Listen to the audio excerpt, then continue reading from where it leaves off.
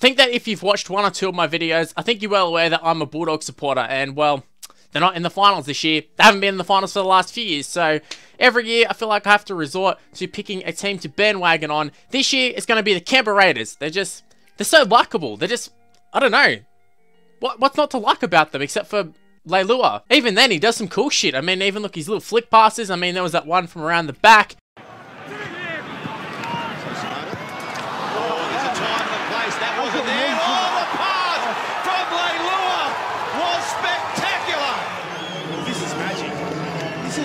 Of this world, the best pass I've seen in 2016 by a country mile. You will not see any better.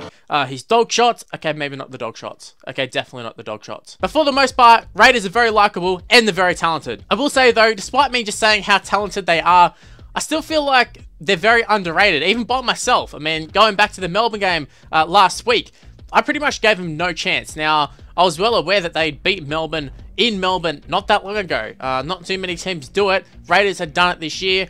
But I was just like, man, there's no way. No way Storm are going to be losing this one. Once the finals roll around, Storm are going to kick it up a notch. And the Raiders, they did it. They bloody came out and they did it. They've got the week off and they're in a very, very good position at the moment. I don't know. It just feels like my predictions with the Raiders are absolutely atrocious all around. Last week, I thought they would get smashed by the Storm and they win. Start of the season, I thought they'd come last. Actually, you know what? Just roll the tape. Going all the way to the opposite end of the table, we got the Wooden Spooners. I'm predicting the Canberra Raiders to come last. Now, the Raiders have actually lost a fair few good players. Jordan Rapana is going to be out for most of the year. Sheldon Boyd's gone to the Titans. Junior Paulo, he's off to Parramatta, so that's 2 starting props gone. And they're moving Jack Whiten from fullback to 5'8". Now, he's actually played 5'8 before, and he was shocking. And even if he does end up actually being a pretty good 5'8", they still got Aiden Caesar at halfback.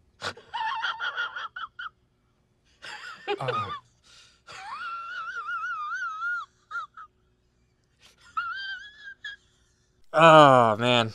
Gets worse and worse every time I see that clip. It's just funny that, as you can see, I didn't rate Canberra at all going into this season, and the fact that I'm jumping on their bandwagon, I just find it quite funny. But, I mean, at the start of the season, in my defense, Chance Nickel-Clodstad was an unknown. Jack White was moving from fullback to 5'8". In the past, they tried that. He was absolutely atrocious. They've both come out and absolutely smashed out of the park. Chance, probably one of the finds of the year. I'd say he's the breakout star of the year for sure. I mean, he was an unknown going into this season, like I just said. I mean, he had played first grade before. I don't know how many games, something like 7 games or something on the wing or in the centers or something. I don't know. I don't remember it. You probably don't either. There's probably going to be people in the comments going, oh yeah, I remember it. He was so good. Should have been ahead of Tuivasa-Sheck. But no, the Warriors said, no, we can't give you the opportunity. He's went to the Raiders. He's been given the opportunity and he has taken it with 2 hands. He has been outstanding. Is he a top 5 fullback? I don't know, but he's definitely in the talk for it. So, I don't know. He's been such a great find for the Raiders. And Jack Whiten moving into 5'8", it's been a masterstroke. Obviously, at the start of the season, I wasn't too sure on it. In fact, I thought he'd be a massive failure. I thought he'd find himself back at fullback. It hasn't happened. Chance has been great there. Whiten's been good at 5'8". I think the best thing for him is his defense. His defense has always been outstanding, and he's a guy who's been talked up for ages as being this future rep player, and this year he finally realized that potential, I think. It's kind of good. He's just got the off-field shit sort of settled. I feel like he was one of the last sort of party boys that the Raiders had. I mean, in previous years, you know, we had the Todd Carneys, the Josh Dugans, Blake Fergusons and that. And Jack Whiten still had a hint of that in him. And I think that is gone. I think I read that he was off the booze and that. So, I don't know. I think that's really helped him. It's really helped the Raiders as a whole. I think him at 5'8" has been a complete masterstroke by Ricky Stewart. I'm just very happy to see Jack Whiten killing it.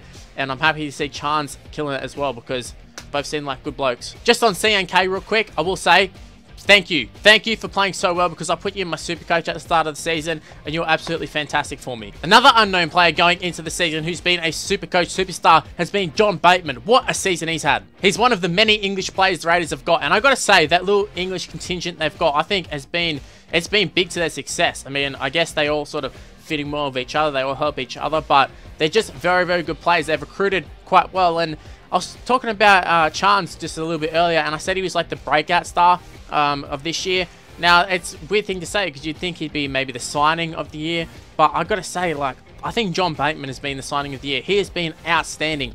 Is he the best second rower in the comp? Probably not, but he's just so consistent. He's always given 110%. He's just a very, very good player. I'd say he's a top 5 player. In fact, a lot of the Raiders team, they might not be the best player in their position, but they're definitely like in the top 5, and they're just consistently throughout the whole team, just top 5 players. But just back on Bateman, I think it's a credit to the Raiders recruitment, the fact that they found all these great players from England who were kind of unknowns. Maybe in England they were known, but I don't think anybody knew they were going to be superstars or anything. I mean, Josh Hodgson, he's come over to the NRL and he killed it straight away. Elliot Whitehead's come over and he's killed it. Now John Bateman has been absolutely outstanding. I think Ryan Sutton's been half decent for them as well. But yeah, John Bateman, the latest, he's absolutely killed it. And like I was saying, I think it's a credit to the Raiders, the fact that we can look at multiple players they've signed this year and say they could be the signing of the season between Chance and Bateman.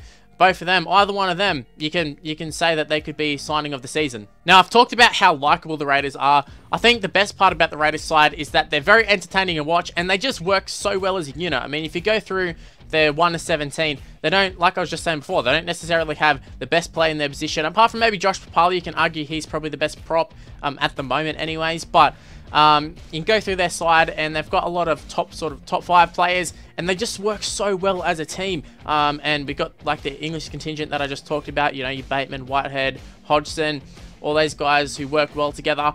And I don't know, they all just work as a unit. They're probably the least high profile team in terms of players, and I think that works perfect for Ricky Stewart. I think it works perfect for Canberra. We always talk about Des Hasler trying to fly under the radar. I think the Raiders have definitely flown under the radar. Whether that's their intentions or not, I don't know, but they definitely are flying under the radar at the moment. I think they're definitely the underdogs for sure, even though they've just won last week. I don't think people really expect them to win the grand final, but hey, they're in with a good chance. They got the week off this week. They're 1 game away from the grand final. I think they're going to make the grand final for sure. Whether they win it, I don't know. I think the Roosters are going to be very, very hard to stop. However, I'm on the Canberra bandwagon. I'm going to be rooting for the Raiders in the grand final, that's for sure. And I don't think I'll be the only one jumping on the Raiders bandwagon. Like I said, such a likable side, such an entertaining side to watch. And also, the other sides left in the comp aren't exactly the most likable team. So, I think the Raiders, they're your go-to bet. Let's all go for the Raiders. Righto, guys, that's all I got to say. Leave in the comment section below, who are you following in this final series? Is your team still in the finals, or are you on a bandwagon like me? Also, while you're at it, make sure you go ahead and smash the like button and subscribe to the channel if you're new around here.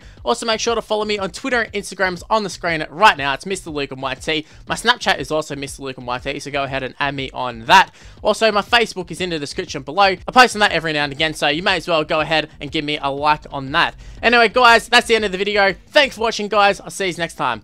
Bye.